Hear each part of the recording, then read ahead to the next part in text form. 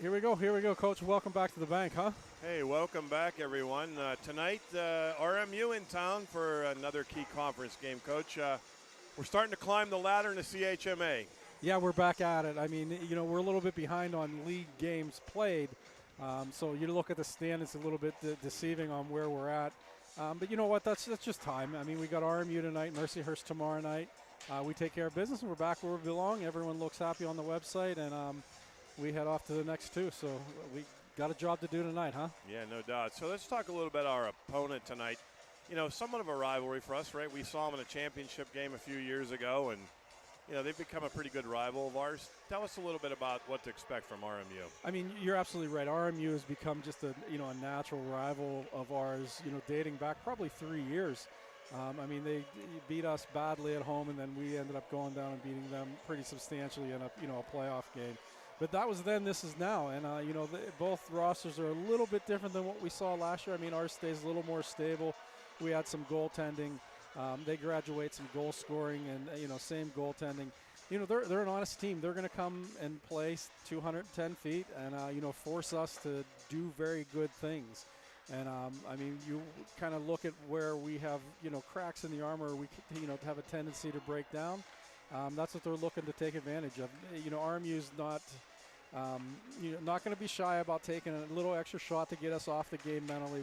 We've addressed it pretty heavily in the locker room that, it's just not the puck, the skates, the stick, the hits, the changes. It's about being mentally calm and, keeping all the emotions in check and staying out of the box. So, I think that's the best synopsis for tonight. Stay out of the box and just do what we do. Yeah, we're a 5-on-5 team. We seem to excel that way. We like our chances against anybody at 5-on-5. So discipline's going to be a key for us as always tonight. So, Coach, when we talk about pregame, we always talk about a couple players that we're looking to grab the bull by the horns, if you will. Who are you thinking about tonight up front for the Hawks? You know what? We're getting consistent play. Spencer Johnston, he's been just in the middle for us. We've moved him around on a handful of lines tonight. He's playing in between Marty and Sev tonight, Chase Malloy and Jordan Adams.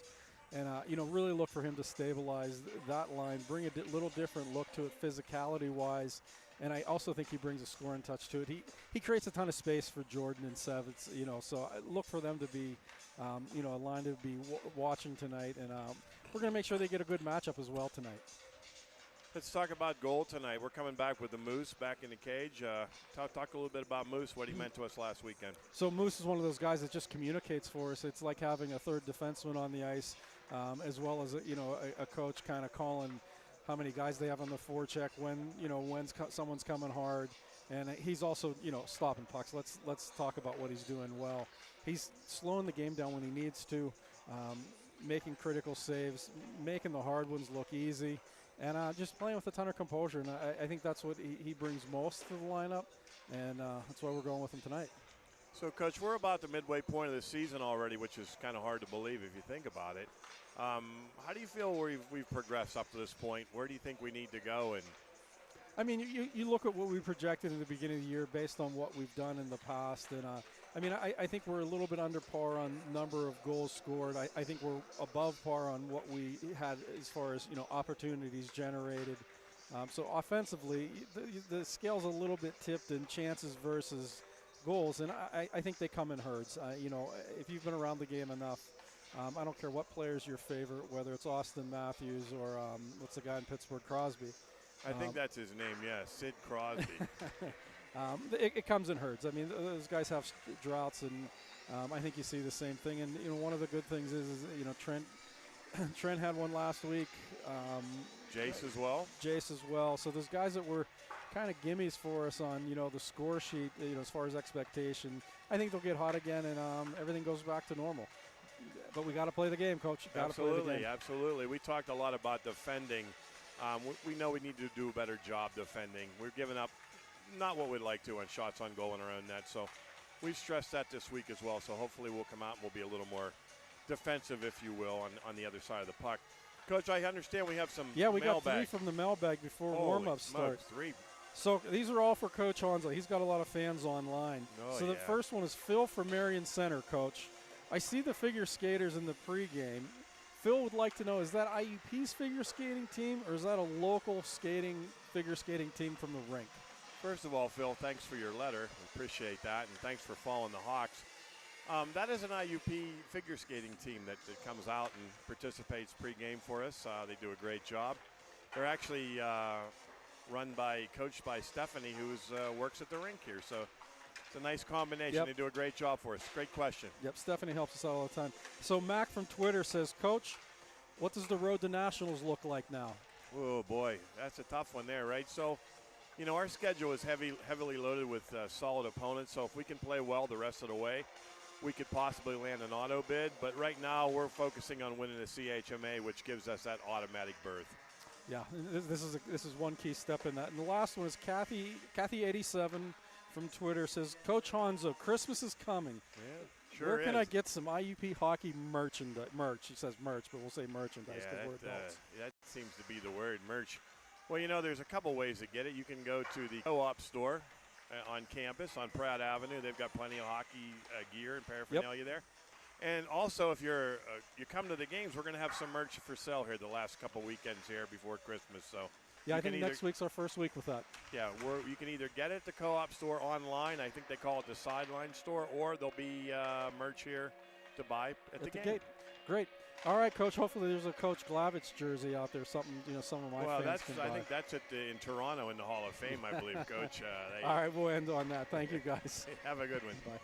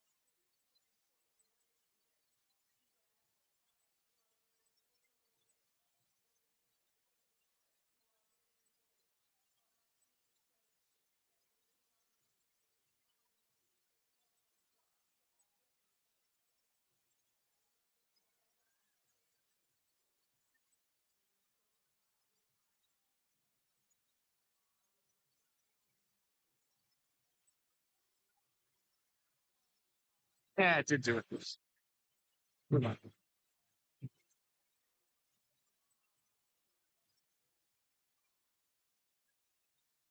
Good evening, hockey fans. Welcome to tonight's game between IUP and Robert Morris.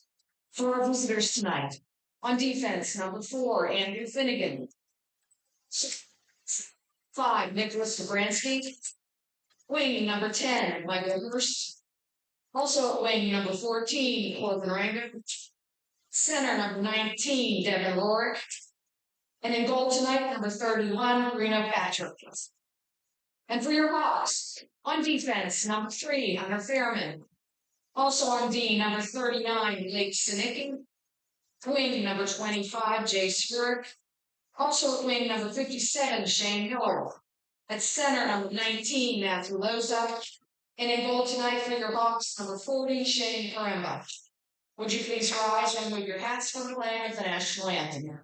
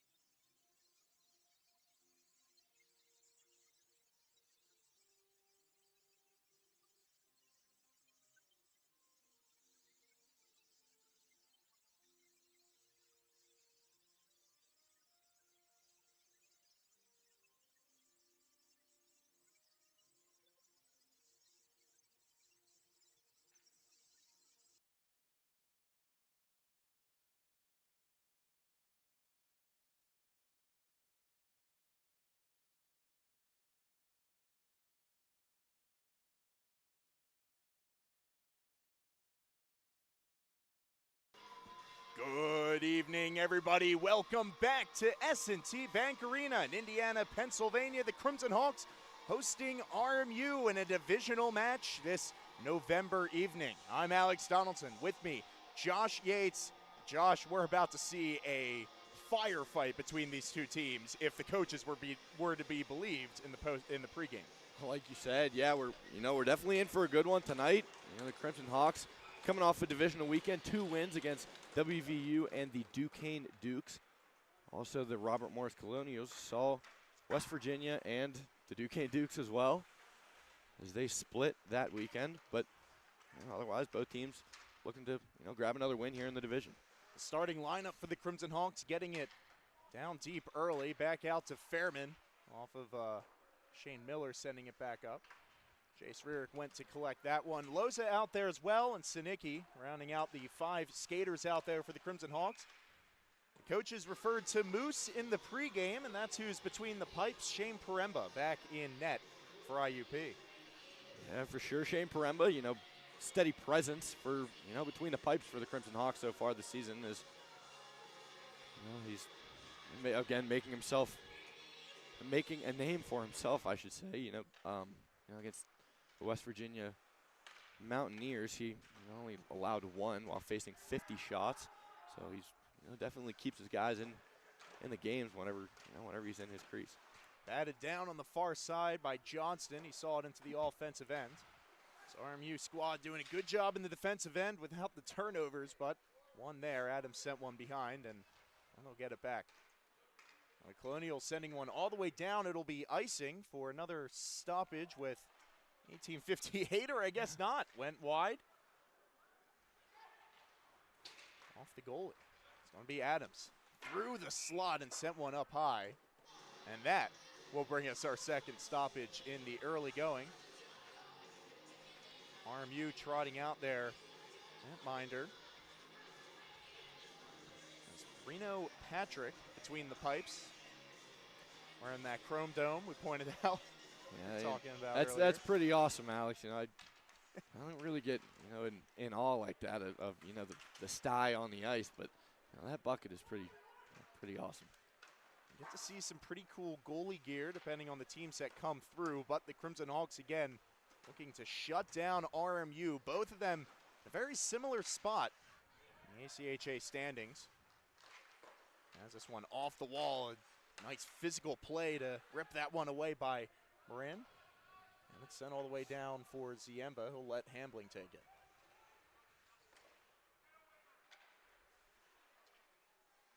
Looking up ice, able to find Trent London as he steps to the right. And inside the blue line, had it taken off, able to intercept that puck, track it back down, and send it all the way around, where it has to be collected by Isolde. Up ice, turnover, Donovan sends one down this time. Now past the 2-minute mark into this first period. And 2 shots, both off of IUP sticks, but as of late, RMU's been keeping the puck play right where you see it on your screen. And all the way around. It's Finnegan with a quick pass to get it around. It's a turnover in front of the blue line. A shot deflects wide. Now back out. Deflection from the point. Wild got a stick on it, and it was Winsky again on the doorstep looking for the rebound. But RMU's defense playing really physical. Not letting the forwards get any ice room. Winsky around, bodied into the boards. He occupies the puck for Miller, and instead poking it free and getting it up the boards was Dobransky. Dobransky gets it back. Big frame on him, turns it over, but Rierick had it slide off his stick as he was entering the slot. Now Miller with the opportunity. He'll keep the pass going to the outside. Dixon from the point, deflects wide off of a man in front. A shot block for RMU results in a dud drive. Only 1 shot for the Crimson Hawks. Luckily, we'll get an offensive faceoff. Yeah, we saw a lot of early pressure there from the Crimson Hawks offense, and both these teams definitely no stranger to offensive pressure. Both high-scoring teams for sure, and it looks like the strategy for the Crimson Hawks is just attack those low shots and look for a tip. Now cross Fairman, able to track that puck and send it around for Miller. Cycles back, now for Rierick. Up high, now Fairman stepping down and keeping the puck. Around the net he goes, out into the middle. And Loza finds it on the backhand and buries it to make it 1-0 Hawks. Just like that, quick shots on the net, and Matthew Loza, of course, found the rebound, like you said. Scoring the first one of the night here of the game. First for the Crimson Hawks. The score is now 1-0. Matthew Loza just recently added to the roster. First couple of games so far as the Crimson Hawks, certainly cracking the score sheet as the coaching staff hoped he would, and he'll add on to his point tally so far this season. And his highly anticipated return, making strides in the Crimson Hawks offense. He is getting points left and right, and as you heard in the pregame, and the coaches want more point production. Number 19 is going to get it to you. It's a beautiful move, and he's going to catch up to the puck here and gets it to Rierick. Rierick, beautiful move to Loza, and he scores! The one-time shot, and the winger center hookup to immediately make it 2-0. Yeah, and like you said, Matthew Loza, he didn't get enough on that shift. He scored his first, and he found the pair, the lethal pair, and Jace Rierick, Matthew Loza streaking down the ice 2-0. Not much you can do as a goaltender. So, Jace Rierick slid it over, and Matthew Loza gets his second of the night, second of the game, and the Hawks just so quickly up 2-0 now. So dangerous on the doorstep there, and of course the pass by Rierick and play to get into open room cannot be understated as he earned that assist. Loza forces the turnover and gets back on the score sheet. 2-0 Crimson Hawks. Yet another stoppage. It'll be offside against RMU. Yeah, like you mentioned, Jace Rierick certainly filling the playmaker role so far this season. That was his 17th point of the season just there, and 16 of those being assists. We know him as a scorer, but of course he'll fill any role that the team needs, and he's embracing the playmaker for sure. Especially one-on-one Rierick in him. Obviously, Rierick is known as a scorer, as Johnston rings one off of the blocker. And the post comes off. He'll stop play, but and like I said, as a goaltender, you have to respect that first shot. And he committed right, and Loza had it on the other side. Same lateral movement that he caught him on the first goal, just two beautifully scripted plays to start the Crimson Hawks offense, both by the starting line. As they are getting their licks in early. Shot from the point, snared. And there's that hard shot from Eric Hamblin. And over on the bench, you see head coach Mike Joseph, his 17th season with the Colonials, at the helm of this squad. He's talking to his guys, seeing what his blue liners can, what they can do to try and stop this offensive surge from the Crimson Hawks. Two established programs going head-to-head tonight. And it's an honor to bring you this one on the IUP YouTube page. Thank you for joining us here in the first period. It's 2-0 Hawks. Just the opening 5 minutes. Ziemba up ice, had a deflection off a Crimson Hawk stick, or skate I should say, and Ziemba couldn't catch up to the puck, so a shot snared away by Paremba. Now another one deflects over top. His first shot of the game, a little bit of a surprise, but the puck back to the neutral zone for now, and he will calmly play this one to Ziemba. Now it's Malloy, loses it. And the Colonials playing extremely tight, not only in their own end, but also in the neutral and offensive end as well. As they head to the attack, shot comes in and it's saved off the stick of Connor Moran. Another stoppage. Yeah, like you said, so far, Shane Paremba standing tall on the unofficial 2 shots that he has faced. And like I said earlier, this team, this Colonials team, certainly once they get going, their offensive pressure is powerful with that. And the Crimson Hawks defense just looking to hold it where it is. Well, London there, able to make a play, tried to get the edge and instead stripped the defender of his stick. He gets back to it. The man without is Finnegan. As it was Boker tracking that puck, and it'll be Dobransky moving it up ice. Pass comes from the wrong end of the red line. It will be another icing against RMU. They're giving up a couple offensive zone chances, and, well, going by the score sheet, the Crimson Hawks can definitely finish. Skating to the dot now, Jeffrey Boker bumped up to the second line for this Crimson Hawks.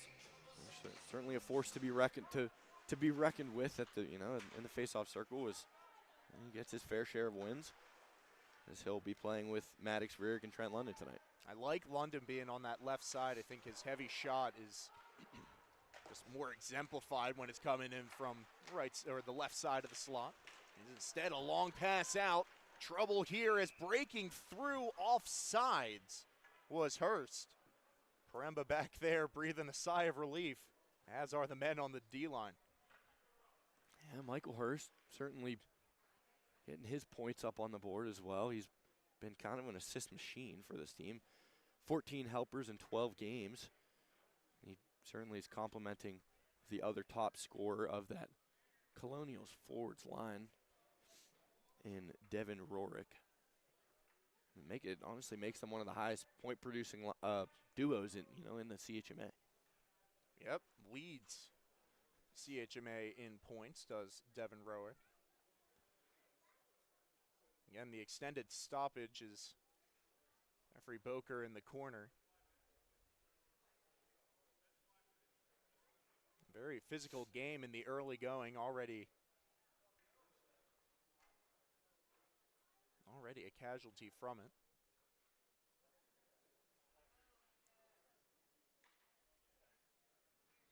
And he's getting up now as both benches will give him some stick taps. He's up on his own, but not putting a lot of his weight on one of his legs. I believe it'll be a lower body injury. And certainly, like we were mentioning, he's very productive in the face-off circle.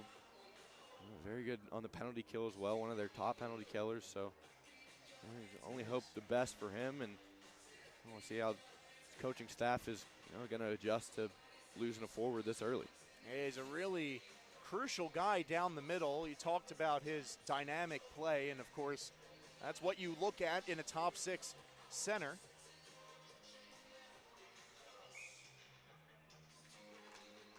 He certainly has the skill set. We'll see if the Crimson Hawks can still continue to lay it on, as it was Loza again. Nice shot from the point. Crimson Hawks do head to the PPC power play. First one of the game. As it's Johnston tracking that puck. He'll cycle it back for Ziemba. Officially remaining 1:30 on the power play. As they get into the zone, Miller cuts inside, and oh, it slid it wide. Just a matter of inches on that shot. As Rarick, looking past the whole time, gets it to Loza. Now Ziemba, this way to Rarick. Didn't have it in the sweet spot, tried to get it to Loza. It was a good pass, but an even better interception in between. Back into the slot. This way, Rarick has the shot, and that was a close one. The referee waving that one off. He picked his corner, and we play on. Into the slot, Ziemba goes. Had it go off his stick. Halfway through the man advantage, Colonials finally get possession, but Johnston says, I don't think so. Loza on the far side, getting it up to his center. Contact behind, and Rarick will come away with the puck. From the near side, Ziemba across, one-time shot. Loza shut down by the pad. Now a glove clear, doesn't make it past the blue line. Great job by Loza to find Ziemba into the slot. Johnston with the deflection on the doorstep. And having the answer there was Patrick. Rarick dancing into the zone, and I could hear it. You saw the offsides there too. Yeah, it was, of course, he thought, the man was turning around with him, but he was looking, Jace Rarick, of course, to capitalize on as many scoring chances as he can. Like we saw down here earlier, we've seen him target that close side top corner plenty of times. And he had it too. He just hit the wrong part of the post and it stayed out. But of course, the Hawks look to maintain this pressure on the penalty, or on the power play, I should say. 10 seconds in the PPC power play for them as they get a shot on. Fairman with a nice bat to keep it in the neutral zone. Trying to spin out one man, does so successfully. Still dangling with the puck, but they poke it free and head forward. Rurick into the offensive end and off the stick of Reed. Back out to the point. And the Crimson Hawks, and they'll collect in their own end. Again, even strength 5-on-5 hockey. Crimson Hawks unsuccessful on their first power play, but Hoffman keeping the offense hot as he gets it out to Winsky. Deflection, score! I don't know if that went off of Winsky or Malloy, but it did come off. The shot itself came off the stick of Winsky, and he's able to make it a 3-0 hockey game. Yeah, either way, boys are excited. It looks like Winsky leading the charge there, as he will notch his first goal of the season and advance the score to 3-0 here in favor of the Crimson Hawks. Nice play by Winsky. Saw the traffic in front, and to have that knowledge, knowing where to put that puck in that situation, is something special. And he found his spot through the mess and got it through.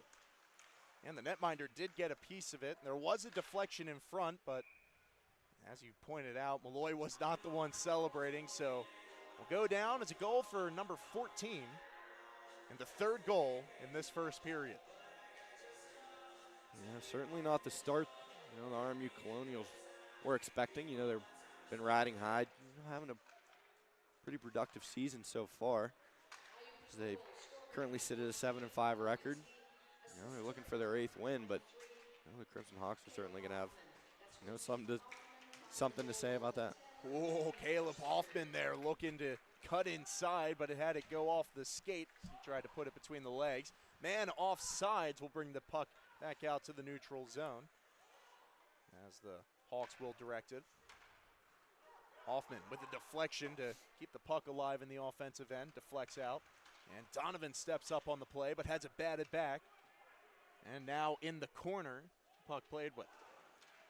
Hand goes up. It looks like it's going to be a Crimson Hawks penalty, I should say, as they were the ones to touch the puck. And we'll see who the guilty party is. Yeah, again. Ooh, no, it's a IUP power play. Yeah, it's a power play for the Crimson Hawks. Still unsure of what the call was, but like we were saying, both these teams doing very well. Lead the CHMA 1 and 2 in power play percentage. RMU sitting at 34%, and the Crimson Hawks at 24 currently. That will drop after the last power play, but regardless, they're looking, to bring it back up. Yeah, of course, that percentage, highly volatile, but if you connect on one, it definitely goes up. The Crimson Hawks looking to continue their offensive pressure. Robert Morris faithful making some noise, trying to get their penalty killers up here on this PPC power play. London back out to the point. Fairman down low, back to London. Now the Hawks all set up in the offensive end. Be out to Fairman, kept it in at the blue line, a nice play there. Tried to find Adams, and from the corner to deflection, too hot to handle. And Boker making his return on this power play, pokes it free, gets it to the point, and Fairman was shut down with a shot block in front halfway through the 5-on-4. Yeah, like you said, Jeffrey Boker back out on the ice, so he certainly might still be feeling the effects, but of course, hockey players, the toughest out there, so he'll come back out and skate for the Crimson Hawks. Yeah, it's only 10 minutes into the first period. Right, yeah, plenty of time. He's going to come back. A long pass up ice, intercepted by Fairman. The Crimson Hawks only with 40 seconds as Fairman gets bodied. He was able to sacrifice the body to get the pass off, and now it's Rarick, the recipient, into the offensive end, and he lost his edge into the slot. Johnston de-sticks the defender. And it's kept in at the point. Johnston down low, right on the doorstep, able to find Rarick. Isaac, the man without a stick, or no, I should say, Chattamoody without a stick. Number 15, he's able to retrieve it there in the bottom corner of your screen. But back out to the slot, Loza. Man trying to be set up. A nice play by Johnson, able to direct traffic for most of that offensive pressure, but Crimson Hawks again unfruitful on the power play. Sponsored by PPC Lubricants. Into the offensive end, it's dropped. Sent back into the middle on a quick pass and shot. And Rourke shut down again by Paremba's pad. Rourke gets it back, able to find his man, and another blocker save by Paremba. Time shutting down Hodgson. Tiemba blocked, or shot blocked, I should say. Now Hambling finds it, gets it to Loza, and the one-touch pass into the slot just off the mark from Hambling, and he finishes his hit against the glass. Colonial player, all good as he heads to the bench. Not very happy with the lack of a call, but the play on. Deflection down low. The Crimson Hawks doing a good job of stuffing that slot area. Making it really hard for Patrick to see that puck in net. And the defense clearing one all the way down. Not icing. It was waved off. Initially, the hand went up. But the Hawks back on their offensive charge, getting it down low. Long pass up ice. This will be icing. Another defensive zone draw for the Colonials, as that shift has been going on for a little bit in their own end. Yeah, we saw, like you said, in that shift, we saw really the only quick little glimpse of offensive pressure for the Colonials. There was point-blank shot there by Hunter Hodgson, I should say, that Shane Paremba, of course, stood tall on, and Hodgson leading the Colonial Blue Liners in points with 1 goal and 8 assists in 12 games. Rurick did a good job getting in front of the puck, and he's able to track it down and keep it alive in the neutral zone. Boker pokes possession ahead, and he brings it into the offensive end. Trying to find London on the move inside. The wayward pass all the way back for Soy to control. Maddox Rurick cuts inside, had it poked off his stick, and a turnover there. Hodgson back into the IUP and takes the shot. Rebound loose in the slot, but it's London picking it up. Couldn't clear it, though. Back out, pad save, rebound, and the block by an IUP defender. It was Sean Donovan that got most of that puck. He was feeling it as he was going to the bench. Under 6 minutes to play in this first period. 2 goals in the opening 5 minutes for IUP. 1 goal since. Brings us to our score now, 3-0. So it's back into the zone, blocked. Malloy chases it into the corner. It's hit up high, but they keep it alive. Down low, deflection in front, and that time it was Patrick poking it away from the traffic. Also gave a thank you to the post. Guess that rubber found iron. Dixon to Adams for a deflected pass in. He took the hit, made the play to get it down low. Now outside of 5 minutes left. Finnegan starts things up. Up ice, deflects into the corner. It's Patton who will get to it. Bodied by Fairman. Gets the pass off though, and the one-time shot by Draper is shut down. Love save by Paremba. He saw the floating puck. And Fairman finds Loza up ice. One-on-one, takes the shot and finds the glove of Patrick. He'll hold on for a whistle. And certainly not the guy that, of course, Patrick wanted to see come down there too already in this early game. Still 4 minutes left in the first, but Matthew Loza has 2 goals of his own, and of course all alone. Definitely not a sight you want to see as a Colonial. Shane Miller back out to Ziemba. Back to Miller. Long pass to find Rarick. Sees his man in the slot. Miller couldn't put it on the backhand. Now they move it up ice. Swatted back in. The forward group's doing a great job finding the puck in the neutral zone. You can see the defender, Ziemba, getting in on the action as well. It's been a huge reason why the Crimson Hawks have just been outproducing RMU in this first period. Hurst with a bouncing pass. Tried to split the D. Now the bouncing puck in the slot goes overhead. It was Rourke that found that outside the blue paint. Deflection on the way in, or at least an attempt by Hurst. Goes to the corner. Loza trying to head up ice. Gets tripped up. It's going to be a delayed PPC power play. But in the meantime, Miller trying to find his way into the slot and charges the goalie. Receives some contact up high afterwards, and just like the coaches said earlier, no love lost between these two teams after the Crimson Hawks blowing RMU out in both outings last year.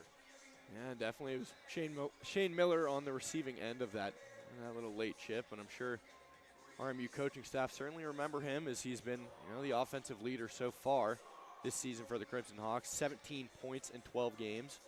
So certainly his versatility on the power play, even strength and shorthanded, of course, makes him a nightmare, especially for the Colonials. Going up ice, trying to get some pressure going is Booty, and now in the corner, Adams is hit, and the turnover. Backhand, loose puck in the slot, and Paremba able to see that puck to the corner. Helps on the power play to have the extra man out there to clear out the crease, but don't want to be giving up too many of those fire drills. Already 30 seconds into the PPC power play. Adams all the way around for Boker. He'll send a backhander back to Adams. Now Malloy sets up.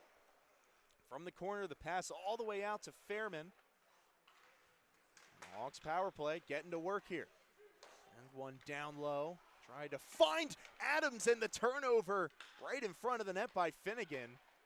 And they live to tell about it. Malloy with a bank pass to find Fairman. Steps up and elects for the pass instead. 52 remaining on the PPC power play. So Adams finds Fairman on the quick pass. Now to London. Moves inside the face-off dot. Frees up Fairman at the point, and the shot to the left of the net. Adams had it poked off his stick. Until RMU really congesting the lanes a lot more on that power play. Weren't able to get too many clean passes off and really fool the goalie. Now they find Miller up the near side. Moves it all the way around. Johnston tried to find Miller on the near side, but it bounces off the boards. And now a 2-on-1 if the Colonials can hurry. Instead, the play to the corner, and they'll just occupy the remaining few seconds on the PPC power play in their own end. 5-on-5. RMU 3 for 3 on the penalty kill. Yeah, like you said, it was Colonials 3 for 3 on the 3 attempts. The hand goes up there on the collision behind the net. We'll wait to see what the call is, but 3 for 3 on so far the 3 attempts that the Crimson Hawks have had on the power play, which now makes them just north of 70% on the penalty kill. They've been doing a great job holding their structure and filling the lanes as best as they can. I'm going to try to stop the Crimson Hawks offense. So the Crimson Hawks, 5-on-5, gotten 3 goals. You saw their power play unsuccessful. Now the PPC penalty kill coming out here. We've seen them get points here and there, but obviously that's not the main focus. Right now, it's getting to the first intermission. Shot from the point, blocked in the slot. Good play by Wild, but he's only able to get it as far as Rorick.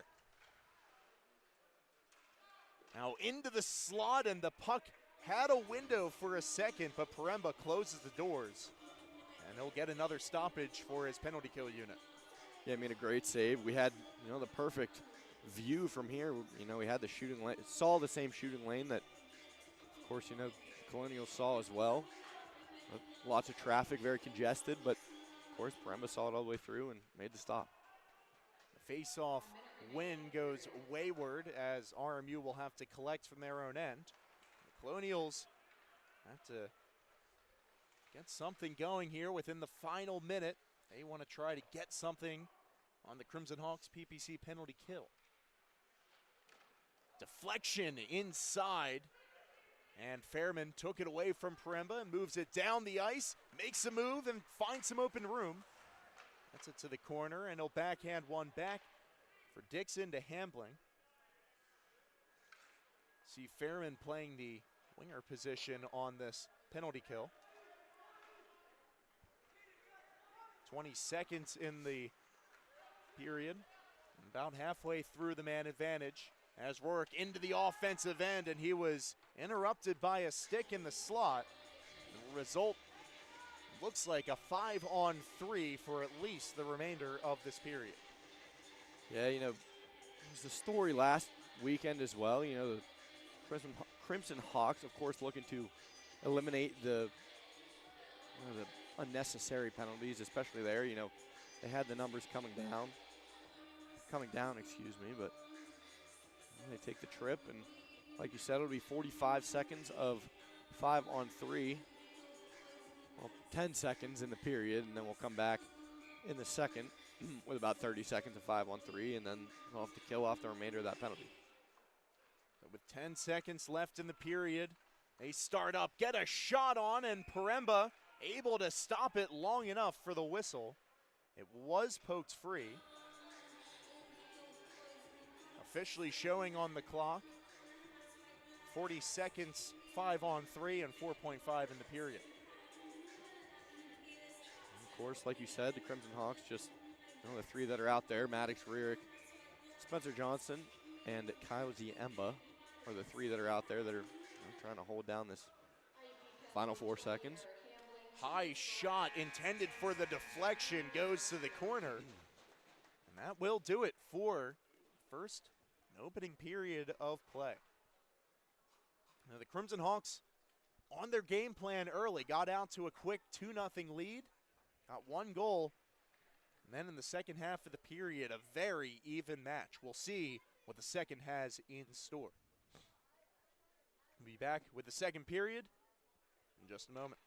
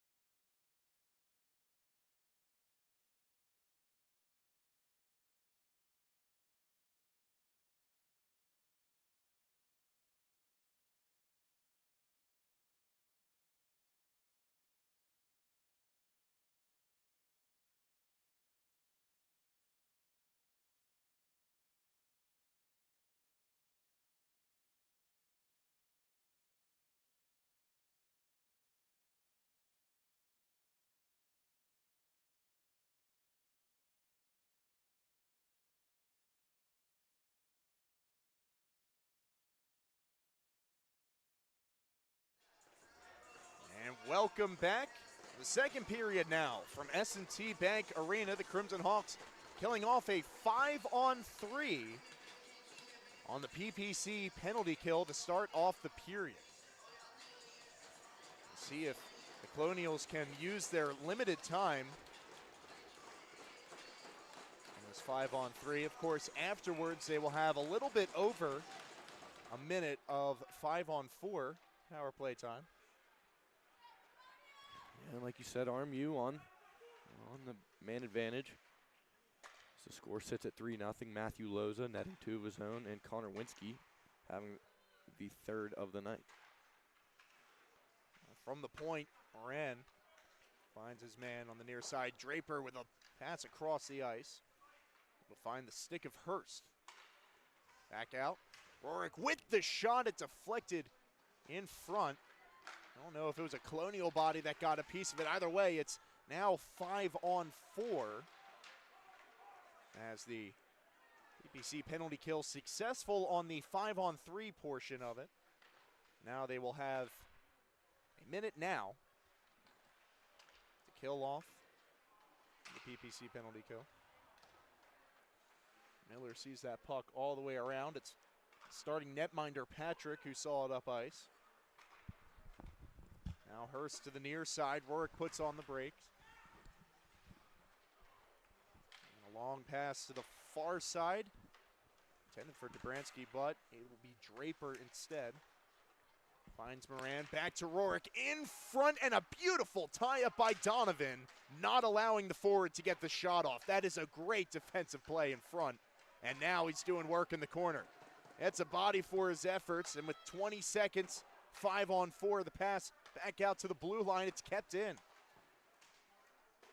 Ziemba swatting for it and driving the net. Trying to get something going on goal. One of the power play forwards, but Premba standing tall and some discussion afterwards. We get our first whistle of the second period. Yeah, you know, like you said, Sean Donovan putting on a defensive clinic down there. You know, certainly younger viewers try and replicate everything that Sean Donovan does every time he's on the ice. Great tie-up down right in front of the net. He's limited the shots and, of course, staying true to the name and defending.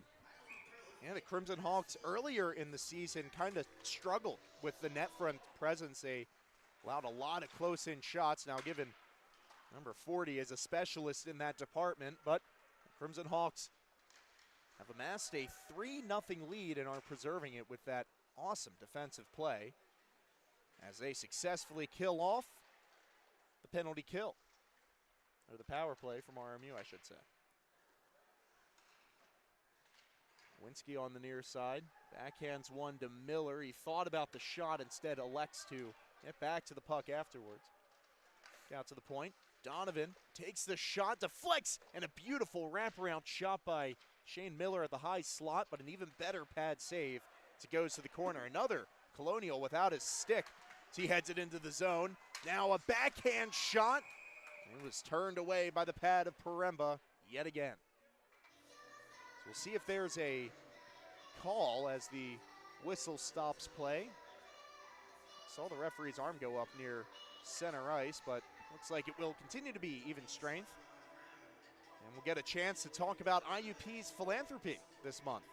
Yeah, you know, like you said, it's the month of November, so the Movember Mustache Challenge continues throughout the month.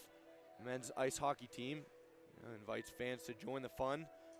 Great cause. Players will grow their mustaches out, and fans can vote for their favorite mustache by donating in person or online on the IUP website. And all of the proceeds benefiting the Western Pennsylvania Veterans Relief Fund. So we have current standings. We'll see they're updated. Currently at the top of the leaderboard is number 8 defenseman Ty Burkett. He has a nice mustache himself. I think my vote personally goes to defenseman Blake Sinicki. He's got a gnarly mustache. I don't know about you, Alex, but off the top of my head, I don't know. Call me bandwagon, but Burkett's fake or real mustache is kind of running away with the competition and certainly has my vote. Of course, the poll's still going on during the game outside. Anybody stops in person, you can donate that way as well. And we'll circle back to that as the puck circled back in the Colonial zone. Off the wall, a turnover. And Wild with the stick able to poke it free twice, but it does find its way out of the zone. Premba covers. Stoppage, 16:40 to go in the period. A little bit more back and forth than we saw early in the second.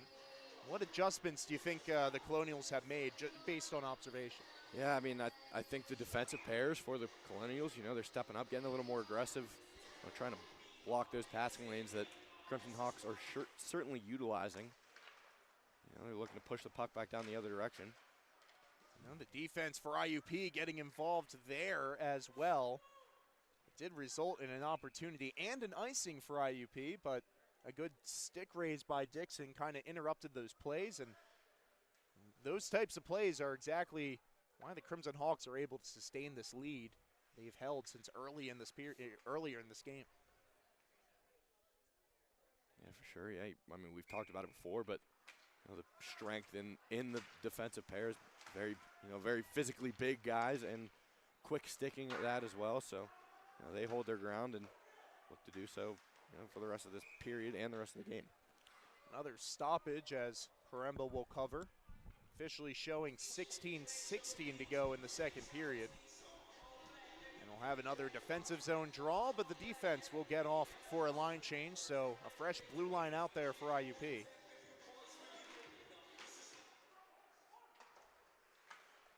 Ambling keeps that puck moving, gets it to Ziemba, who looks up ice.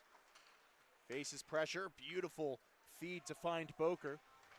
Now across ice, just off the mark from London. Again, the Colonials defense getting in the lanes. And a shot, or attempt the other way by Rourke. Glove down. Not happy with how that drive resulted. Of course, Paremba not happy with the extra poke he got afterwards.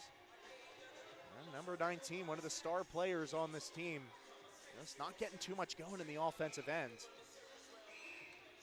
Like you said, Devin Rourke, looking to be the spark plug for the Colonials so far, as he's basically been the engine, all of the moving parts almost for the Colonials offense so far. 25 points in 12 games, 14 goals, and just north of 2 points per game. And he has that knack for finding the back of the net and looks to do so, of course, again here tonight, and just at least get the Colonials on the board. Well, so far, the saying that defense wins championships reigns supreme. So again, going into the game, you have a team there's no problem getting points on the board, but can't always keep them out. And then the Crimson Hawks do a good job in their defensive end, and of course that being led by the defensive coach and Joe Hanzo, 40th season coaching, and he's doing a great job with the defense this year. Now, tonight, the forwards have been opened up, and they had a field day in the first. Not as much success, though, in the second. Yeah, just like you said, plenty of experience behind that Crimson Hawks bench in Joe Hanzo and Dom Glavich. They're just looking to direct their guys, and of course, in the right direction. Like you said, defenseman doing a great job here tonight. Malloy trying to find that puck up the wing. Instead, it'll be a cross-ice pass to Adams. Now into the middle, trying to find Soy. Gets the rebound after the blocked pass, and it's directed to the corner to safety, and the RMU Colonials back into the offensive end.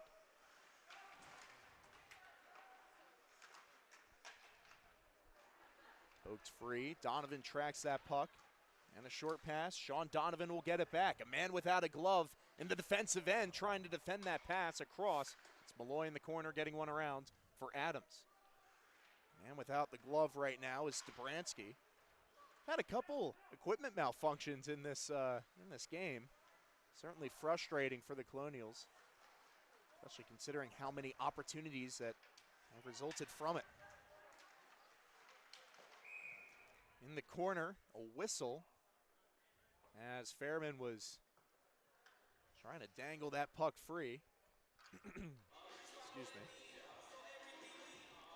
I don't know what the call is. I think it might have been the net coming off of its peg, but like you said, Hunter Fairman, doing his work for sure down low. He's earned himself a new nickname this season as the Swiss Army knife. He can take the puck in deep, and he'll do his dancing around up at the blue line too, and has the ability to score. I like how you say earned, because like you said, just all-around ability on display. Now Rarick in the offensive end trying to backhand through. As Malloy finds a seam in the slot, or at least he thought he did, but deflects into the corner. Loza trying to keep it in at the blue line. He's done that a couple times this game, keeping drives alive, and now Fairman shutting things down, getting all up in Rorick's grill, keeping him away from the netminder.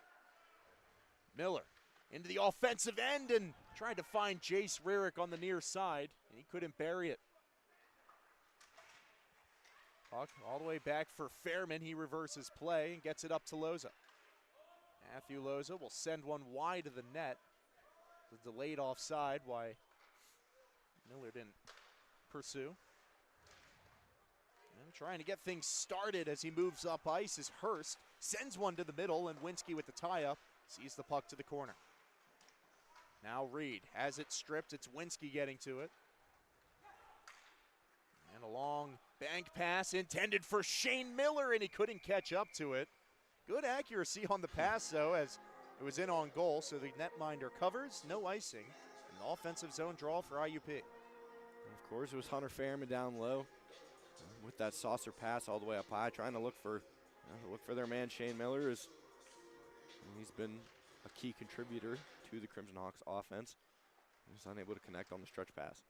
And he's a guy that just always seems to be in the right spot at the right time, and there, just a couple inches behind that long pass. Ziemba back skating, gets pressure on, and now it's poked to the corner by Hambling. Finishes his check in the corner, and the puck comes free. Up this way, play comes.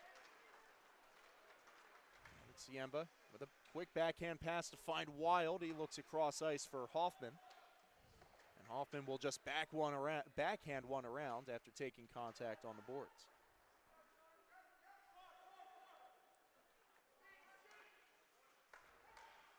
Now up to Wild, and down at the offensive end, around Patrick the puck goes. Hodgson with a long pass up ice. It deflected. Now in the neutral zone, it deflects again. But the Colonials still progressing that puck down the ice. Moran misses the hit. He was trying to find that puck. Now Maddox Rarick trying to do the same in the neutral zone. Until both teams get their stick on that puck. So again, they have just kept up that MO from the first period of not giving an inch to any puck carrier out there.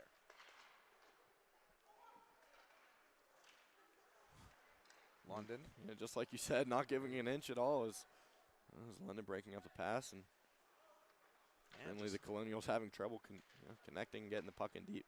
That's back and forth hockey between these two equally performing teams this season. That being said, the score 3-0 as we approach the midway point of this second period. And like we said, like the coaches said in the pregame, is Crimson Hawks focused on just climbing up the ladder right now. And the RMU Colonials, one game behind them with one less win and one more loss than the Crimson Hawks, are definitely looking to try to tie up with IUP tonight. That being said, this game not going in their favor in the first half. Let's see what they can do. Try to get more space in the second. And this time it's Adams breaking away with some space, and it was blocked in front by Finnegan. Soy pokes one free, and he did a good job to stay in that passing lane, or else that's nearly a really dangerous opportunity at the blue line. But it just goes to show the sure play from the defense and how they've just been firing on all cylinders in terms of puck possession. Johnston off the feed from Soy will send it down. Kill off some more time. 10.5 to go in the period. Adams finds a lane into the slot, and Fairman from the point gets one down low. The deflection unable to be buried by Adams. Now Malloy in the corner has his first pass attempt blocked. And the puck taken off his stick and out of the zone. Sharamudi trying to get one into the offensive end. Has some extra contact afterwards as he heads to the bench. But the puck into the offensive zone for IUP. One-time shot for Loza. And to the left of the net. Malloy with the rebound opportunity goes wide on the bad angle. Now across, he had Adams teed up with an empty net in front of him. But now trouble as it's Rourke with the shot into the pad of Paremba. Look at him get back into position as he does there. But in doing so, kicking off the net. And a stoppage with 9.5. Like you said, it was Devin Rourke and Jimmy Passanante that were on the 2-on-1 opportunity. Certainly lots of speed coming down. A scary sight as Shane Paremba stood tall and saw pucks all the way through. And that comes off its pegs as Colonials are certainly a little frustrated as it seems every push of momentum that they do get killed by either the Crimson Hawks defense or, in their case, the net coming off its moorings. Yeah, frustrating problem. The Crimson Hawks, of course, no stranger to that happening in the offensive end. Well, we continue to play on off the defensive zone draw, won by IUP, but the turnover on the near side. And trying to come away, getting that shot off and denied was Hurst.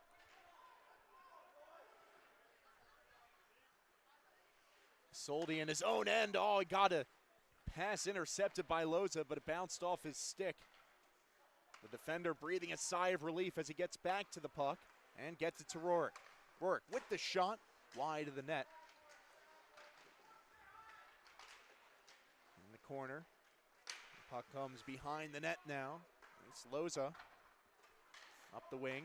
Miller saw the stretch pass opportunity, elected to keep it in the zone, and Fairman will bring it up and dump one down the ice. A defensive zone shift for the Crimson Hawks as Colonials really had some firepower going on that last shift. Gotten some dangerous shots off, but up to the challenge. Miller tried to get back to the puck and it deflects out of the zone. So he shakes his head. Jace Rurick with a bouncing puck, finds Hambling on the near side. He moves up, has Miller in the middle, elected to take it there himself. Gets possession back, and an upstairs shot. Glove saved by Patrick. Yeah, we've seen that that big defenseman Eric Hambling show off the stick handles that he does have. He showed him off a little bit there and surprised a lot of the IUP bench. I heard them get a little excited after that shot too. Quick turnaround shot, but like you said, it was Reno Patrick that gloved it and saw it through. Now a long pass up the near side. One-on-one, Reed stopped by Paremba. He looked behind him, but he has that puck secure under the blocker side. Shane Paremba again, like we mentioned earlier, does a great job keeping the men in front of him in every game that he's between the pipes, I should say. One-on-one with number 8 Keith Reed, like you said, and right into his logo, and score remains. And the two players acknowledging each other after that good opportunity. Of course, Paremba just looks like he's in the zone so far in this first game between RMU and IUP. Pass back will be called offsides on the initial entry, and so the Colonials shake their heads to the neutral zone faceoff. Like I said, first game between these two teams. They won't play again until much later in the year. But the Crimson Hawks in their last couple meetings won 6-3 here last October against RMU, 7-2 in their last outing in the final regular season game at RMU. Now this one, 3-0. As the puck sent up on the near side. Sent into the middle, and Reed, the benefactor of the turnover. Now more danger in front as getting on it and getting the goal. See who that was with an extra shove afterwards. Tyler Draper. Able to force that one into the net. And the Hawks blue line receiving some discussion from the referees, but this one's going to stand. It's 3-1. And like you said, Tyler Draper in the traffic, swatting away, and it'll be him that gets the final stick on it. Of course, like you said, Paremba and his defenseman pleading their case. You know, they thought there was goaltender interference. And certainly you could feel that way with lots of traffic in front. But, of course, it was 3 unanswered goals for the Crimson Hawks. Colonials net their first of the night, and the shot counter is now tied 18-18. So they fight back, like you said, in the shot department, but still 2 goals to get past Paremba if they want to knock this one up. 7:24 to go in the period. Some confusion on the IUP benches, and they are not satisfied with the lack of goaltender interference. The referees paying no mind as we continue to play the second period. Bouncing pass. Nice reception, and Charamonte into the corner, had it turned over. Maddox Rarick up the left wing, charging, and he takes the shot. Finds the pad of Patrick. But a clearing attempt finds its way to Sinicki, and a block shot in front. Ailing on that one is Dobransky. Now it comes this way to Finnegan, who looks up ice. Had it intercepted, and again the puck sent to no man's land, but it's the Colonials taking over possession, and Sinicki will clear it to the bench for another stoppage. Yeah, you know, like you mentioned, it feels like the RMU Colonials certainly giving their pushback. You know, they're still down 2 goals, but it feels like a productive period so far. Just for the momentum's sake for the Colonials, as you know, they're at least getting into their own zone and getting shots in deep, and of course in front of traffic, like that last goal was scored. Well, just off screen, Paremba wins some discussion with the official, probably about that goal scored as he enters your screen.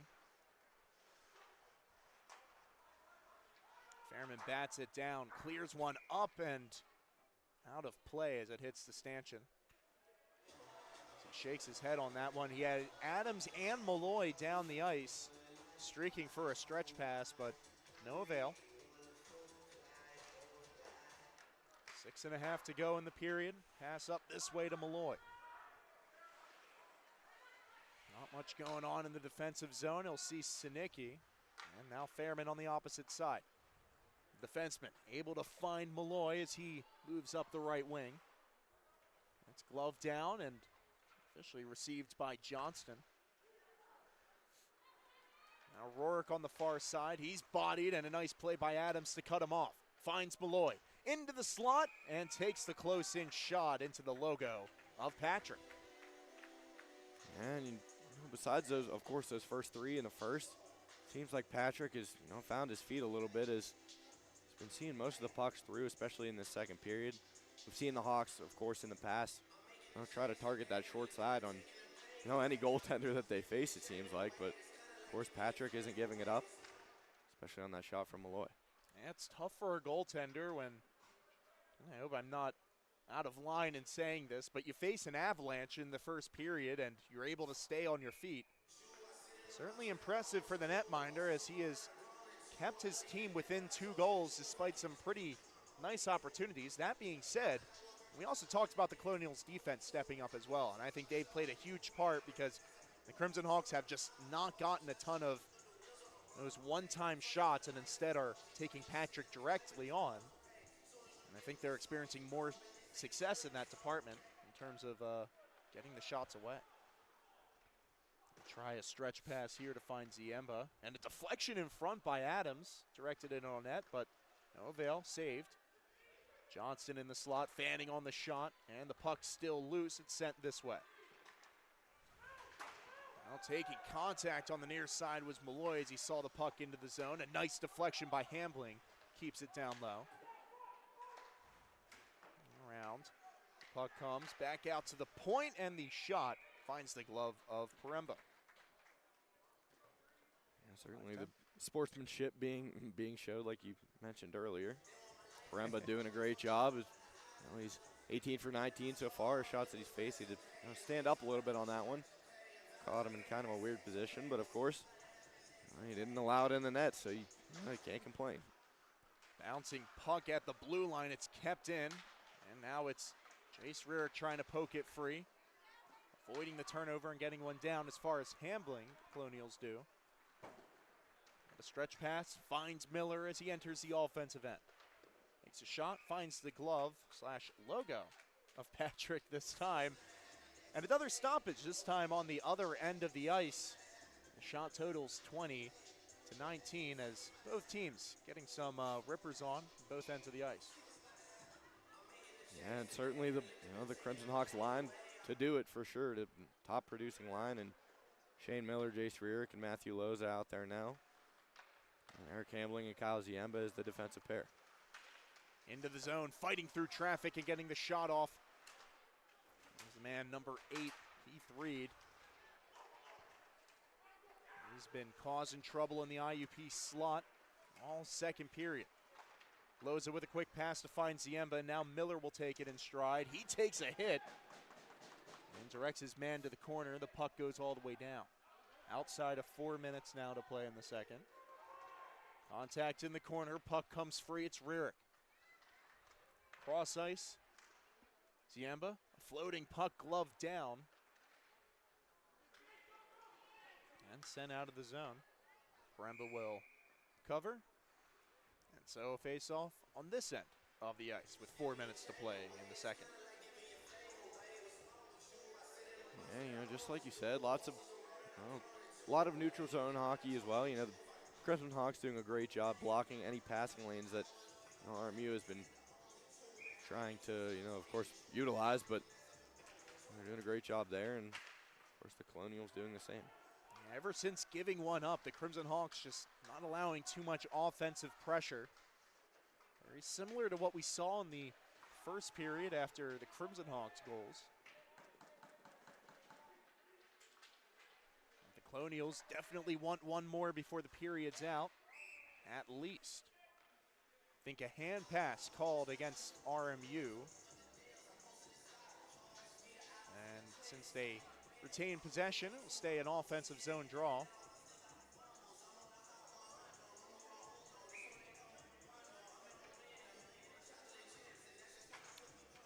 A little over 3.5. Ripping shot from Rohr coming off the wing. I told you I like left wingers with a right-hand shot, and he's got a heavy one. He used it there.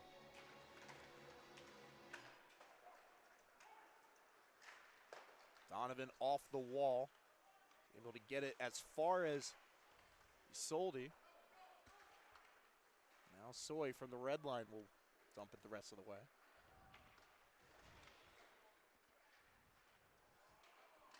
Donovan intercepts and backhands it back into the zone. Isolde, that's a pass off to the near corner, and it's Rohr finding it at the blue line and getting a pass all the way up ice. Intended for Hurst as he gets to it, no icing. Gets it into the slot, and Rohr fans on the one-timer. He wound up from that for about 4 seconds beforehand, but swing and the miss in the slot. And a cleared puck will result in an icing against IUP, so depending on what line stays out here, Rohr might have another opportunity. It looks like his shift's done. And like you said, that line just leaving the ice now, but he said the Colonials definitely want one more before they head to the locker room. Now is the line to do it for sure. And Devin Rohr, Connor Moran, and Michael Hurst. Yeah, 3 guys who've, again, like we said, combined for a lot of points for RMU. Of course, their struggles coming more on the back end of things, but the 2-goal deficit, 3 goals at one point. They are fighting back with 2.5 to go in the period. Soy with a nice interception and just off the mark from London as he sees it all the way down for an icing. Nearly a grade A opportunity for the winger, and instead a tired defensive zone faceoff. Yeah, we've seen a lot of faceoffs in this final 6 minutes. It feels like it's been going on for 20, it feels like up here. But lots of defensive zone faceoffs for the Hawks.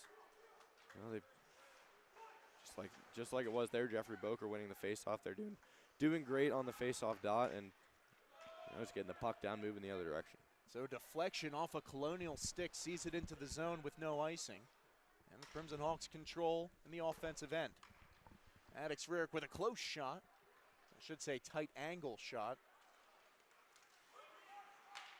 Now Dixon on the far side, I should say. That's that puck as it's back in the IUP end. Maddox Rarick intercepts. London sticks one ahead. Well, high sticking is good to keep that at the appropriate angle, and Maddox Rarick finishes the drive. A beautiful play top down from the Crimson Hawks forwards as Boker sets up Rarick for an easy tap-in. And that's exactly what you practice, as an offensive core, filling the lanes that are empty, and Maddox Rarick doing a great job. He saw that, that right lane in the low slot, filled it. Boker saw him streaking down and slid it over pretty wide open net for him, and advanced the score to 4-1. There's that smart hockey, just the small things I was focusing on before. And Boker set up Rarick for that opportunity, but London making that play in the neutral zone, progressing that puck forward and keeping the stick at an appropriate height. Didn't get the high sticking call, and the Crimson Hawks rewarded with a 3-0 lead restored. Dixon this way to Fairman. Look up ice and find Adams. Has some open room, looks for the shot, kept it down low. It deflects to the corner, and it'll be Johnston cleaning up the scraps and getting it to Dixon. A minute to go in the second period. And 4-1 the score. 2 goal on each side in this second frame. Johnston, physical play in the corner, jars it loose, but Malloy couldn't catch up to the puck. Just over 40 seconds now as they look up ice. Long pass, Reed looking down ice. Paremba plays it, so no icing. That one was on net. Loza finds Malloy. Creates space to the outside, looking for the edge. Does not have a passing lane. He'll take it all the way around. Now 20 seconds to go in the period as he sends it this way to Rarick and back out to Fairman. Down low, deflects off of a RMU glove. And Dixon with a nice reverse hit, keeps the play alive. Loza buries it! What a beautiful feed across the ice. And the Crimson Hawks strike twice in the final 2 minutes of the second period. Like you said, 9 to go in the period, the clock ticking. Matthew Loza certainly didn't have enough. He wanted his name to be said one more time here in the arena before they went for the intermission. As that will be the hat trick tonight for Matthew Loza. 2 in the first, 1 here in the second, and certainly another period. That puck will be escorted to the bench. We'll get that one after the game. Certainly special for him, his hat trick on home ice. Matthew Loza. And scored in his debut, and if that was not a sign of things to come, well, I don't know what could be. Rarick into the slot, tried to find Miller on that quick play, but instead the puck all the way back out, and so it was a 2-goal game for most of that second period, but the Crimson Hawks, like I said, striking twice at the end of the second. Yeah, like you said, those final 2 minutes, the Crimson Hawks just trying to advance that score a little bit more. At the bare minimum, put a little more pressure on the Colonials, and that they did, netting 2 more and increasing it to a 4-goal lead. A way to play 20 minutes by the boys in white jerseys. Again, at the end of last period, had some questions. They took 2 late penalties, and instead they come out and play an extremely complete period. Stayed sticky the entire time, and the offense takes advantage of 2 opportunities at the end of the second to lead us to a 5-1 game. We'll be back with the third final frame of action in 15 minutes. Stay tuned.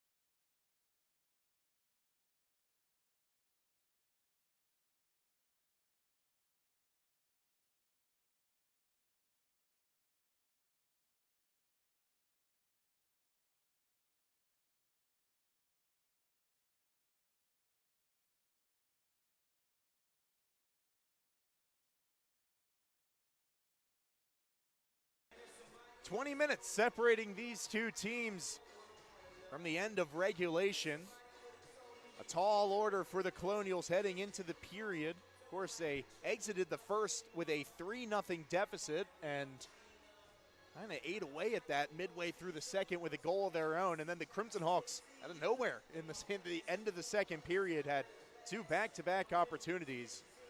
And they converted within 2 minutes of each other. Of course, Loza getting the hat trick, and an entertaining game so far. And of course, like you said, that offensive surge that the Hawks put a show on for us here in that the last couple minutes. Like you mentioned, lead currently sits 5-1 for the Crimson Hawks. They're just looking to nurture this all the way for these final 20 minutes. Rearick driving his man to the corner as the puck pops out. Inside the blue line, they take it and send it to the far side. Coming inside, Ragno. He's denied by Ziemba, who looks up ice, has Jace Rearick on the left wing. He'll backhand one this way. And nobody in the area. Getting to it is Dobransky. Rearick steps up on the play, makes it through two Crimson Hawks, but Soy kept it in at the blue line, and the play stays alive. And all the way back in. Crimson Hawks after a line change, a little bit less pressure, but the forward showing up now. Trying to get on the forecheck is Adams. He strips his man, gets the puck out to the point. Soy, Malloy joining the action as well. Sinicki shoots one over top of the net, I should say. Adams with a quick pass. Led for Malloy, and he led one for Adams in the slot, but off the mark. Exactly where the Colonials have been shutting down a lot of IUP drives this game.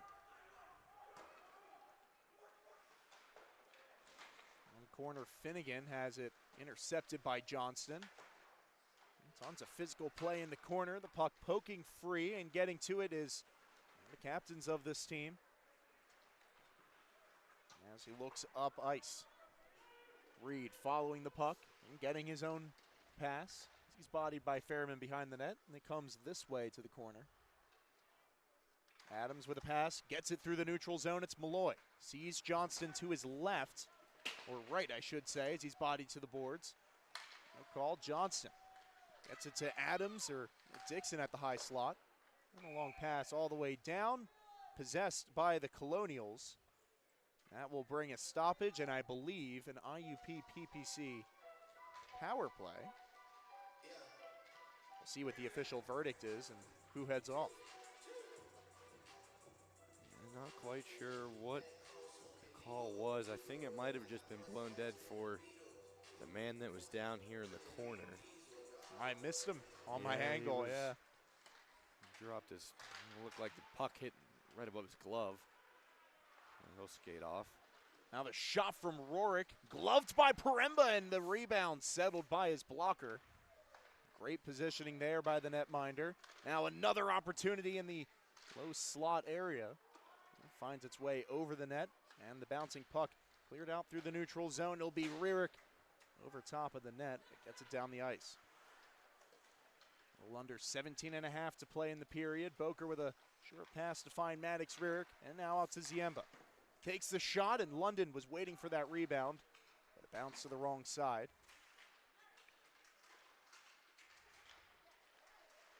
Tons of stick battle there in the neutral zone. Maddox Rearick got his way. Only as far as the opposing blue line. There's the IUP defense as Kyle Ziemba steps up on that play and able to slow it down. Hambling will step up to the puck and get it back to Ziemba. Now Hambling looks for the shot, and he gets it through. A blocker and then glove save by Patrick. He'll hold on with 16:44 in the period. Yeah, it was Isolde that was blocking that lane for Eric Hambling, as he, like you said, didn't have much to work with as the shot was blocked, but another quick shot by Wild, blocked in front by Andrew Finnegan. So up the far wing the puck comes, and now this way Hambling will send the puck. Look out for Winsky, who sends one across, and Hoffman will control outside of the face-off dot. Up this way Donovan tried to pass one forward. It deflects off Hoffman, and he gets the puck back. After the pass from Winsky, sends one back out to the point. Donovan back down to Hoffman. Nice move to create some separation by the winger. He's able to get it to Donovan for a nice deflection by Winsky in front. Of course, earlier it was Winsky taking that screen shot that he directly scored on, and that time trying to get a stick on it in the slot.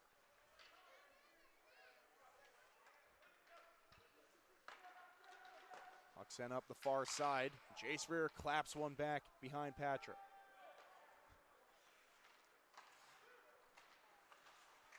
Now the puck coming this way. Loza got a piece of it as he saw it into the offensive end, and now set up perfectly on the far side of the net. See who that was, and yes, Pasanante gets on the boards. 2 goals for RMU. Now, again, fighting back. Like you said, the Colonials just looking to scratch back at this lead and try and cut it down. It was Dobransky that took that puck all the way in, and we saw his man Pasanante streaking down in that high slot. He elected for the rebounded shot off his pads, and there he was, Pasanante that collected the rebound and buried it. Certainly in the skill set of Paremba to be controlling of his rebounds, but when you have a shot that close, it's hard for that puck to go anywhere else. And it found its way to the winger on the doorstep, and it's a 3-goal game once again. RMU trying to fight back into this game. But now it's Jace Rearick on the left wing. Pauses, waiting for reinforcements, and now Fairman enters the scene. Skates back, sees Dixon at the point, and elects to send it down low to Miller. Now Rearick into the slot. Loza, the intended target, right in front of the net. And it goes wide. Cleared all the way back into the RMU zone by the Crimson Hawks. And Miller, again, doing the same, sending it back down behind Patrick. He'll control. Now, weird bounce off the stanchion, but they progress play up ice. Looking to get some separation was Hurst. He was tied up by Hambling. Those two still separating behind the play, but it's Malloy from the high slot. He was looking past and took the shooting lane that was given to him. Now he gets possession back, goes into the slot with the pass. This time, Adams set up on the doorstep and denied. Patrick doing a good job of keeping the pads with the puck carrier. And a turnover there as the puck moves around the net. Back out into the high slot. Shot, blocker save. Able to shut down the defenseman with the shot. Malloy bodied on the boards, but still able to progress the puck down ice. Now this way it comes. Sinicki getting a piece of it, but it's deflected to the stick of Draper. And he had it turned over. And it's Rearick with a backhand up ice. And Boker was trying to find London into the zone.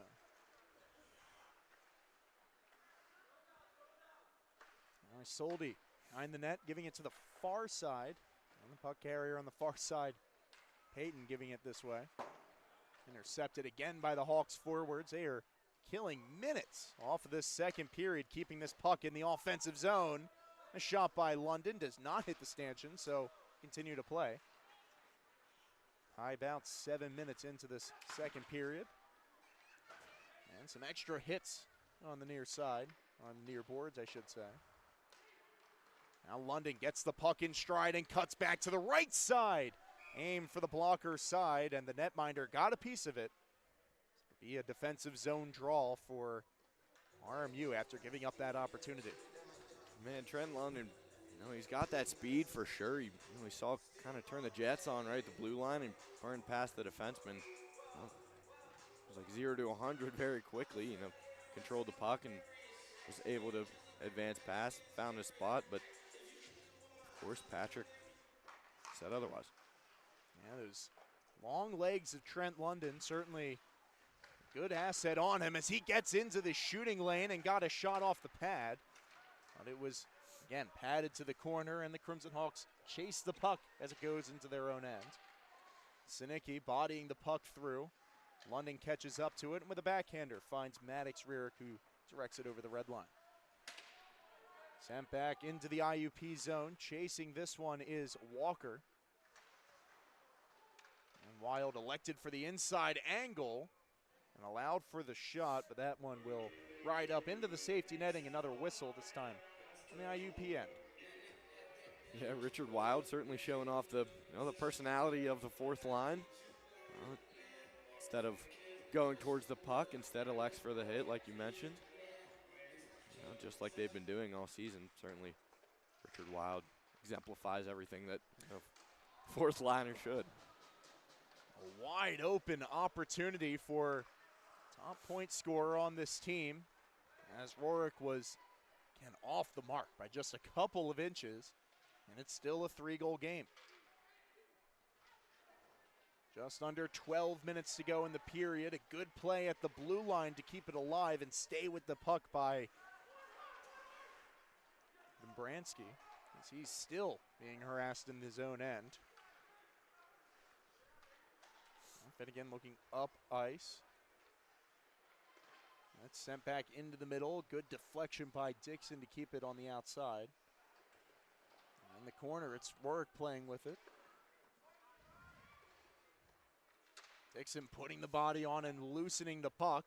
And a clear will wrap around the far boards and result of an IUP icing. 11-10 showing in the third period. And the defensive zone whistle for IUP. And, I'd like to point over to the shot counter. We mentioned, we were talking about at the intermission. Currently, Crimson Hawks only lead by 2 shots. Yet they, lead on the actual scoreboard 5-2, a 3-goal lead. It just kind of shows the pressure that, the Colonials are still putting, applying against the Crimson Hawks defense. They're getting the opportunities. Just Shane Paremba and the defensive pairings are doing a great job of doing their job. Of course, that lead earlier in the game takes a lot of the pressure off of the boys on the blue line. Of course, the opposite true for the Colonials, as defenseman with the turnover in the offensive end. So it's Ziemba controlling. Trying to feed one up for Loza. He's just wide. Play on, it's Ziemba sending one around, intended for Jace Rearick. A physical battle on the near side. Miller tried to poke it free as well. Ultimately, able to get it. Miller cycles, sent one across. A good read by the defenseman in front, and Loza set up with a perfect deflection opportunity. Sends it over top the net. Loza looking for his fourth. It seemed like the audio technician thought he had his fourth as well as the goal horn rang, but not quite. Like we said, Loza 3 already tonight. He was right in the center of that deflected shot. Again, looking for his fourth. All the way around to the far side the puck comes, and now it's sent back the other way, and it'll be Isaac collecting it, sending it up the middle of the ice. A foot race to get to this puck. Giramonte gets to that one. Contact in the corner. Plenty of bodies spilling, but the shot opportunity non-existent. It's Miller up ice. Waits for reinforcements, gets Hambling, and the puck deflects on net after the scuffle up at the blue line. It results in a scuffle down low below the goal. So that extra swipe by Loza. And like you said, a little late tap from the Crimson Hawks forward. And of course, the Colonials are gonna back their man between the pipes in the chrome bucket. I keep looking down there. It's still impressing me from the first. I love that helmet, but of course they're gonna stand, defend their man. Now it's back for Donovan. We get one up ice, and the bank pass intercepted. And offensive pressure the other way. Sent into the slot and wide to safety. Deflection in front. Paremba stayed with it. Good lateral movement to stay in front of the puck. Now Malloy forces the turnover and gets a high blocker shot. The drive staying alive as Donovan keeps it in at the blue line after receiving it from Soy. Bouncing puck comes out to the neutral zone, and a 50-50 puck sent back towards the Colonials. Deflection by Johnston, sees it all the way down. He'll follow his man behind the net. Now stretch pass sent up this way. Rourke with some room, and he finds Hurst on the far side. Bodied by Fairman. Steps up on it, but Rourke keeping the play alive for the time being. And no, turnover in the corner. Finds Malloy up ice. And the winger will elect to send one down after a couple offensive opportunities. Crimson Hawks interested in killing off the remaining 8.5 in this period. Across with a quick pass, but it's deflected again by a Crimson Hawk stick and sent out of the zone. Cleared down to the near corner. Dixon collects, looks up ice, and with a backhander finds London. Back to Dixon, turnover at the face-off dot. The Crimson Hawks avoid it and get it out of the zone. A delayed offside, so Colonials couldn't take advantage of that turnover. Instead, a cleared puck will find its way back to their defensive end. Bransky sends his man up. It's Reed with the shot, in and out of the glove of Paremba, but stayed out. Cleared down after lackadaisical backhand, but no icing. I saw the linesman officially put his arm up earlier, but we play on. Drop back shot sent wide, and Hambling with some contact afterwards. Making sure to clear the crease, and the referees making sure all is good down low. Of course, we're seeing the final minutes here tick down in this third period. 7 to go here in the third. And the tension's rising on the ice. The Colonials looking for their last hope to try and net a few more and tie this game up. Of course, the Crimson Hawks using their physicality as they always do and hold it where it's at. And so their order for some more goals in this third period is going to be stunted for a little bit. 2 minutes on the PPC power play. The Crimson Hawks get their 4th opportunity of the evening with a man advantage. As much as they would like to convert on this, I think Crimson Hawks would just be happy to take 2 minutes off the clock. And it won't stop the offense from setting up as Ziemba had it stripped at the blue line. Weird bounce there as Loza went down and shooting it top shelf. Is that number 19, Rourke, on the board? We'll see when he gets closer. No, it was Connor Moran, making it 5-3 and a 2-goal game shorthanded. Yeah, like you said, it was Matthew Loza that was the only man left back for the Crimson Hawks. It was a costly mistake. He lost his edge as they were entering the offensive zone. Left Connor Moran all alone. Of course, he picked his spot and sniped it. And, like we said, they're trying to fight and claw back. They get that shorthanded goal, and it's only a 2-goal lead here for the Crimson Hawks. I had to say that their fight back was going to be paused during the penalty kill. Of course, I said that, but Crimson Hawks still getting the forwards into the offensive end and trying to set something up now. Have a reason to get one more on the board. It's a 2-goal game, and London puts it upstairs. Walks into the face-off dot, and complete silence from the Colonial bench as 67 gets a power play marker. Man, it was almost an identical spot from, Connor Moran's goal just a few seconds before. He's all alone. Picked his spot, same exact spot that Moran went for. Went right over top of the right shoulder of goaltender Reno Patrick. And like you said, Colonials are silent as, they felt the momentum, shifting back a little bit towards their side of the ice. Of course, the Crimson Hawks are there to shut it down as soon as that happens, and back to a 3-goal lead.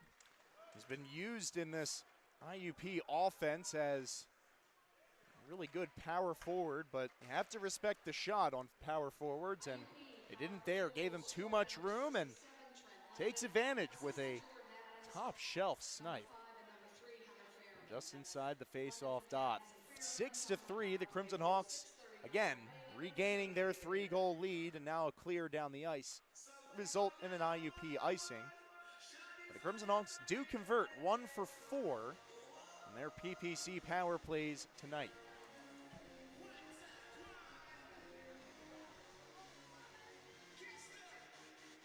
Strategy discussion before this face-off.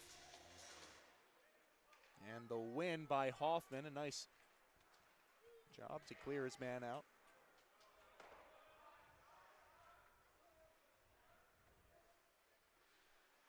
Gambling from behind the net. Waits for the rest of the skaters to cycle through. Certainly has no problem leaving the puck and wasting a little bit more time as he retreats back behind the net. Up ice, the puck comes. It's Wild. Has Hoffman as he springs him into the zone. Now Patrick intercepts and gets it. Defense, and through the neutral zone, the puck comes back into the Colonials' end. And 5.5 to go. This third period, 6-3 the score. There's been no shortage of offense in this match. Of course, a little bit more one-sided. The shot totals that we've referred to a couple times, you can see on your screen, 32-29. That is where the Crimson Hawks sit with the advantage in that department. With 5 minutes left, of course, they lead where it counts. Sent this way, Rierick couldn't get around the first man initially, finds his way around the second time, and the Michigan off the mark. So it rolled off his stick. Fairman gets a shot on to the left side of the net. Big hit to keep the play alive by Dixon as he stepped up for that play. Nobody down low to receive the puck. Nice spin move, but Miller cuts through and is able to possess the puck, getting it to the point to Fairman. Steps up for the shot. Deflection was the intention on that bank shot, and instead the net comes off and it will slow the play down or bring it to a stop with 4.5 to go in the third. And like we said, the Crimson Hawks certainly not letting the pedal, their foot off the pedal here, and a lot of offensive pressure there just quickly there within the last 30 seconds. Huge hit by Spencer Dixon. We've seen him lay a couple bodies so far this season, and certainly still feeling the effects of that hit, I'm sure of as well. Yeah, really entertaining to see the defense do what they can do best, and that is just pummel the opponents along the boards. And Dixon putting that on display, that last play. Fairman sees that puck down the ice, signals for the offsides, and the referees agree. So another offensive zone draw for IUP. They will have no problem taking off the time.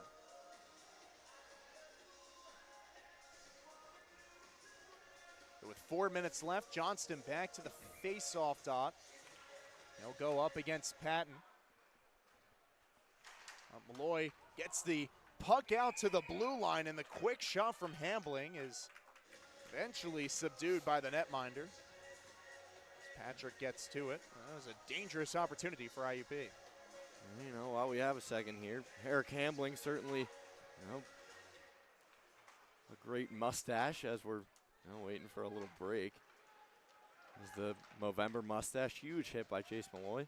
The Movember mustache challenge continues, as we mentioned before. You can donate in person or online, as all the proceeds are benefiting the Western Pennsylvania Veterans Relief Fund. As they head back into the offensive end, the Colonials do, but it's put out by the Crimson Hawks forwards as they charge up ice. It's Adams moving inside. They'll send one down to the corner. Now Malloy off the turnover, gets it to Adams, and on the rebound, he tucks it home. Beautiful play by the wingers in front that time. And just a beautiful game for the Crimson Hawks, 7-3, as they are able to eclipse their goals that they hit in their last outing against RMU in the last home game, or in the last game of last season.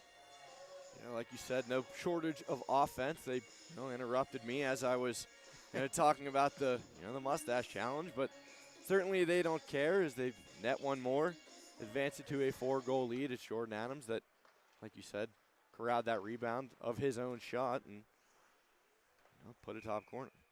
Those are the types of plays that draws a lot of attention to the Hawks' number 5 forward, and he is just a guy that can make plays happen where you really have no idea where the puck is going to end up. Somehow, he just has that knowledge of where it's going to end up off the bounce, and there, uses it. Instead of passing it to an opportunity, he takes a shot himself. 7-3, Crimson Hawks with 3 minutes to go in the third period. Fan pass there and a turnover in the high slot to Rourke. Back this way the play comes. And a deflection in front. Paremba seeing the rebound to the corner. Or behind the net, I should say. And it comes back out to the blue line. Rourke taking the shot. Finds the blocker of Paremba for a stoppage. And Rourke showing off his, hockey IQ as well. He filled in that slot. It was pretty empty. He was all alone with Shane Paremba, but of course he saw it through right into the logo of that big tarp he's got on. Regardless, the score stands. Just about 2:40 to go in the period. Play to the corner.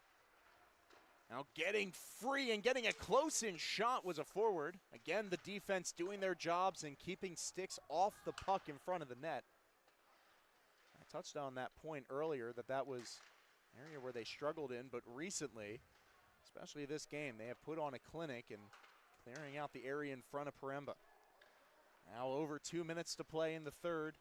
Fairman in the corner, able to get the puck back. And a bouncing puck will find its way across the red line and to the far side. Isaac looking up ice with the pass. And Dixon gets to it and will send it up this way. And it will be an icing against the Crimson Hawks as they wanted one the other way on the previous clear.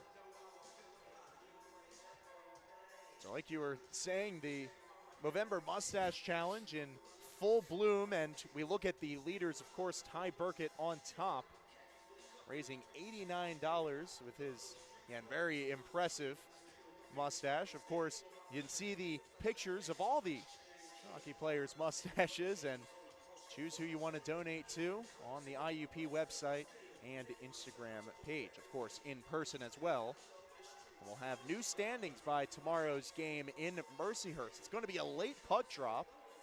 And Josh, you won't be joining us tomorrow night. I will not, but I wish the Hawks and Alex, of course, a safe road trip down to Erie, Pennsylvania. Again, late puck drop, but we'll get our first look at the Mercyhurst Lakers this season as they're currently 3-10 in the division. Not too hot of a season so far for the Lakers in 14 games. So the Hawks look to, of course, notch one more win onto their tally. Yeah, the performance tonight definitely underlined heading into this weekend is making sure that they can perform against the Colonials, with the two teams performing so similarly this season. But a definitive performance tonight by the Crimson Hawks. I don't even want to say they outplayed their opponents completely, but felt like every time the Colonials had an answer, well, the Crimson Hawks had a response as well. And it leads us to our current score. Hoffman into the zone with speed and tried to wrap one around, but lost his edge after contact with the defender. And it won't be a trip, but the extra push afterwards will land the Colonials in the box and send the Crimson Hawks to their 5th PPC power play of the evening. Yeah, like we saw there, we saw Hoffman showing off the speed. Again, he turned on the Jets and was moving in and out of the defensive core for the Colonials. And it was number 12, Jimmy Passanante, that is going to be the guilty party of that penalty. There wasn't really much he could do to stop Caleb Hoffman. And he resorted to taking the penalty. So Adams sends it to Boker in the high slot for a one-timer. And great to see Boker out there, who went down in the first period and still getting involved in the offensive action, still very much contributing to this IUP team. Officially showing it's 50 seconds remaining in the period as Adams takes it around the net and looks up to the point to Fairman. Interesting to see if the Crimson Hawks just keep it on the outside, but if they have a shooting lane, you know they'll take it. As they find Adams to the far side of the ice. Off the boards now to Malloy this way. 30 seconds in the period. London to Malloy. Some space starting to open up here for the forwards as London steps up for the shot and he rings it off iron. Trent London looking for his second of the period, and now with 20 seconds, Malloy has it stripped in the corner. And Dobransky will look up ice with the puck. Fairman intercepts at the red line, and he'll finish off Rourke in the offensive end. Plenty of contact afterwards, and you can see it right there inside of the blue line. The Crimson Hawks and Colonials, blood boiling all the way up to the end. Physical, tough, tight match between these two teams, but at the end of the day, the Crimson Hawks just with an outstanding first period, and they just rode that the rest of the way. Yeah, like you said, just a great showing of offensive pressure from both sides, but of course the Crimson Hawks, like you said, netting 3 early and carrying that lead all the way through. Final score 7-3. Plenty of guys cracking the score sheet, and a great win for the Crimson Hawks.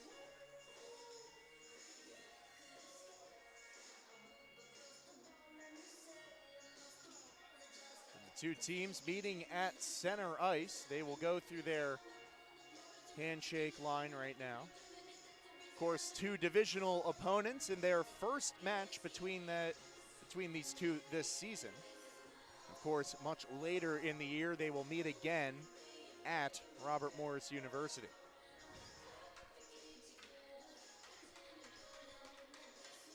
And tonight, after we review some notes, we'll take a look here at the 3 stars here tonight. I think the 3rd star will go to Hunter Fairman as he notched 2 assists for the night. The 2nd star, Shane Paremba, allowing 3 goals on 32 shots. Standing tall for his men. And of course the 1st star of the night, Matthew Loza. 3 goals tonight for him and reaching a first career benchmark as a Crimson Hawk. And we will be back here in a moment with a post-game interview for Matthew Loza. Oh, just like you said, Josh, we'll be back momentarily with number 19. 3 goals tonight against RMU. We'll be back shortly with a post-game interview.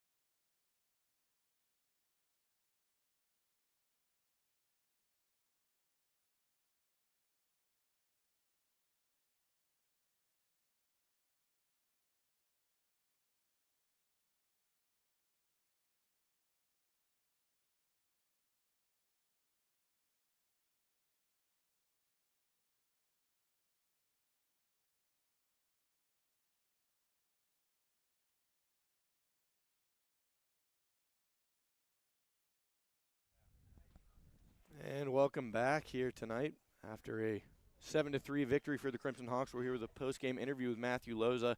Hat trick for you tonight. 3 goals, 6 so far this season. And finding the back of the net consistently.